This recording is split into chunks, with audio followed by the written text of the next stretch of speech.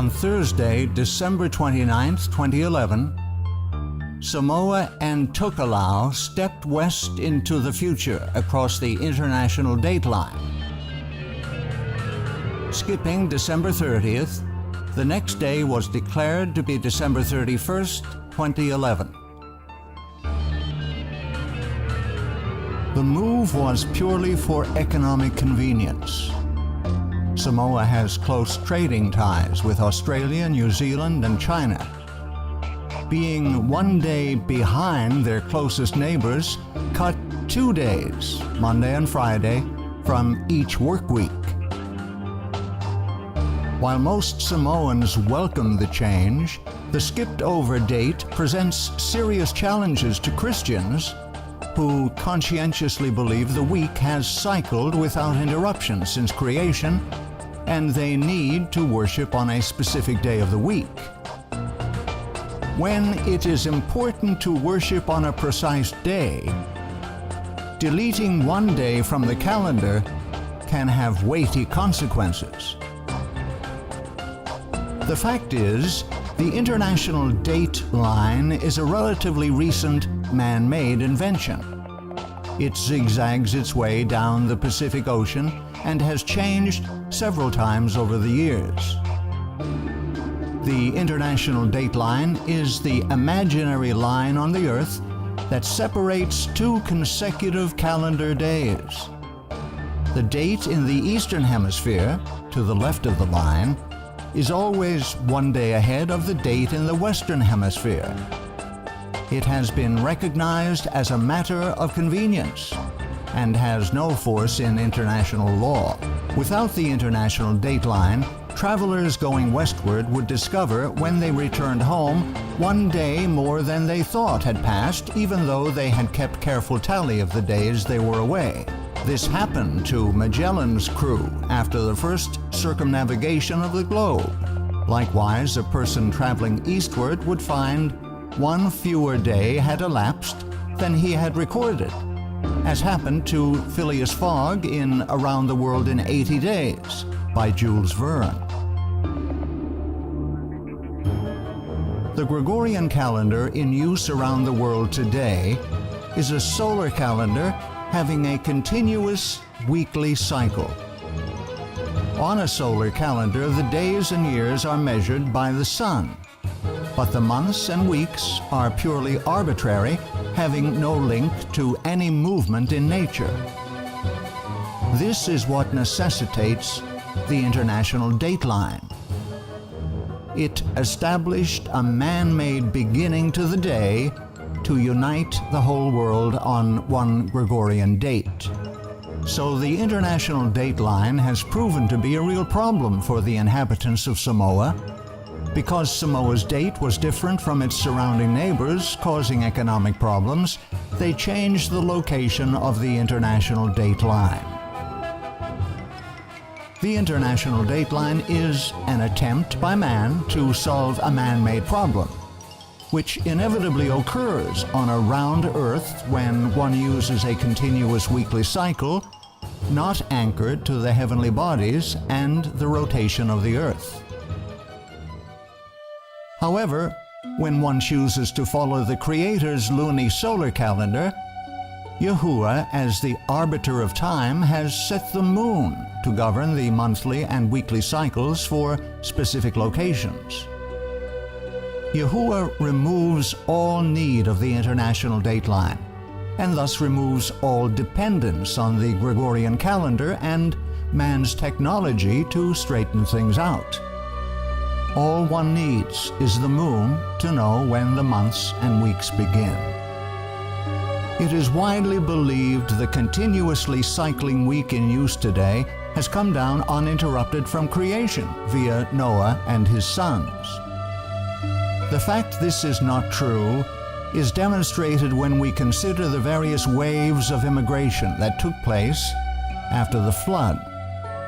When Noah's descendants emigrated from the mountains of Ararat, some moved to the east, others to the west.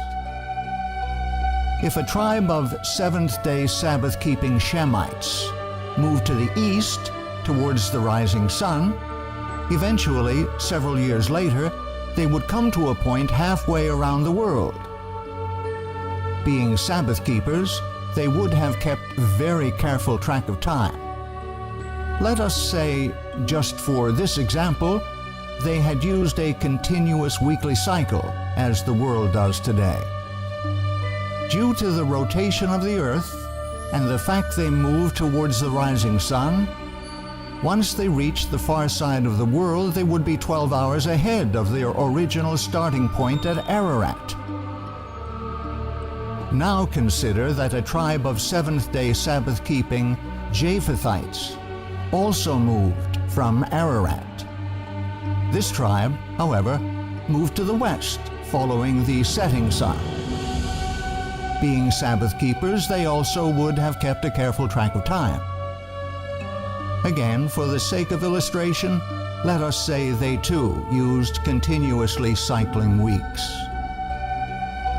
A few years later, upon arriving at the same point on the other side of the world occupied by the tribe of Shemites, who moved east, the tribe of Japhethites, who moved west, would be 12 hours behind the time at Ararat. The two tribes, one having gone east, the other west, would discover they were a full 24 hours apart. This would not be due to either group losing track. Rather, it is simply a function of the rotation of the earth that when one group travels east, they travel ahead of the daylight, while the group that travels west travels backward into the night that comes before the day. So which group is correct? The answer is, if they had been using a continuous weekly cycle, they would both be correct, which is not possible. And herein lies the crux of the problem. This conundrum actually proves the ideology of continuously cycling weeks from the days of creation to be absolutely false. As people spread out and populated the world in the centuries following the flood, they took with them the method of timekeeping used by Adam and his descendants, which was brought down through the flood by Noah and his sons. This method of timekeeping, established by Yahuwah at creation, was the lunisolar calendar. Unlike the solar Gregorian calendar, which uses only the sun for marking time in days and years, the lunisolar calendar uses both the sun and the moon for time calculation. Like the solar Gregorian calendar, the lunisolar biblical calendar uses the sun to measure days and years. Unlike the solar calendar, however, the lunisolar calendar uses the moon for regulating months. This, in turn, keeps track of the 7-day weeks because the weekly cycle restarts with each new moon. The result is, if two tribes moved away from Ararat, one to the east, the other to the west, and encountered each other a few years later on the other side of the world, they would both be 12 hours different from their original starting point at Ararat, but they would not be 24 hours apart from each other. As each tribe moved, they would keep track of time by watching the moon. As the tribes moved closer together on the far side of the world, their observation of the moon would also draw closer and closer together, so that when they finally met, they would both be as at the beginning of their journey, on the same day and the same date. Here is seen the beauty and symmetry of the heavenly system of timekeeping.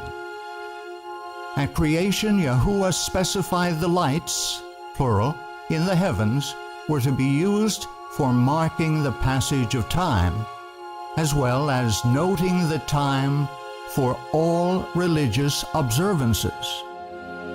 And Yahuwah said, "Let there be lights in the firmament of the heaven to divide the day from the night, and let them be for signs, and for seasons, and for days and years. The word seasons comes from the word moed.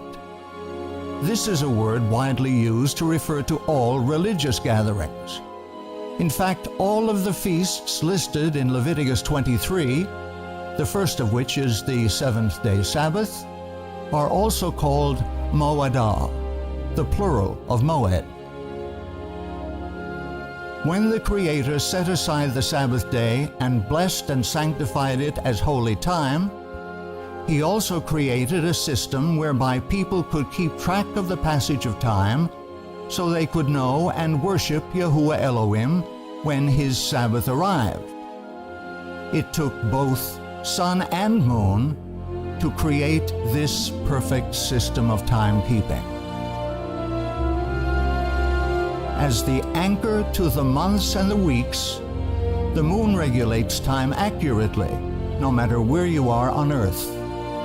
Thus, were a tribe of Shemites to move east, and a tribe of Japhethites move west and reunite a few years later, they would be united on the same weekly schedule, because the basis for their weekly count is anchored in the heavens. It is not grounded on any man-made institution. Scripture explicitly states that the moon was created to mark the passage of time. He created the moon for seasons, moedah. The sun knoweth his going down. Because the modern weekly cycle has no ties to anything in nature, problems arise that do not exist in the lunisolar calendar of creation. Specifically, the need for an arbitrary international dateline. A continuous weekly cycle anchored to nothing in nature is a man-made institution. The International Dateline is simply a man-made solution to a man-made problem. On the counterfeit pagan papal calendar, months are arbitrary and dates have an artificial starting point at the International Dateline, itself arbitrary and movable. Only on the biblical calendar are months and dates anchored to the lights in the heavens, which were given by Yahuwah for the express purpose of regulating time.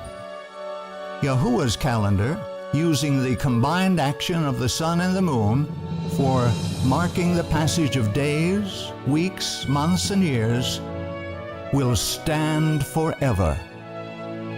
It forms an integral part of the very structure of the heavens. It can be witnessed and used by everyone on earth, and accurately regulates time and holy days.